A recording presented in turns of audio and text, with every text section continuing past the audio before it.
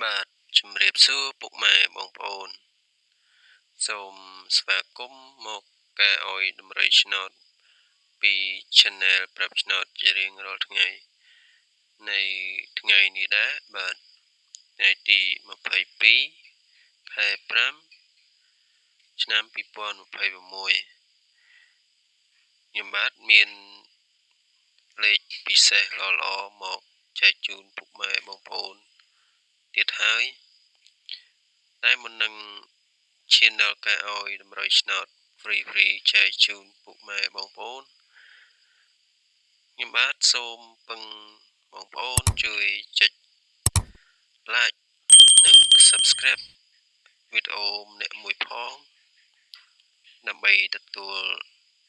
បាននៅតម្រុយឆ្នោតល្អៗពីខ្ញុំបាទបន្តទៀតថ្ងៃនេះយើងមានលេខ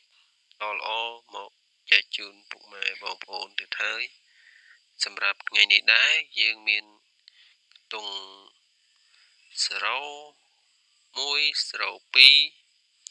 30គុត8គុតនិង89សម្រាប់ខ្ទង់អូយើងអូ0និងអូ8សម្រាប់3លេខយើងមាន028 029 892បើពុកម៉ែបងប្អូនស្រឡាញ់ពេញចិត្តមួយណាបងប្អូនអាចយកទៅផ្សងសំណាងលេខតាមចិត្តបងប្អូនអញ្ចឹងតម្រូវថ្ងៃនេះយើងមានតែប៉ុណ្ណឹងទេ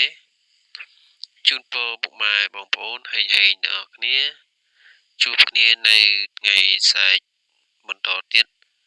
អរគុណច្រើនជម្រាបលា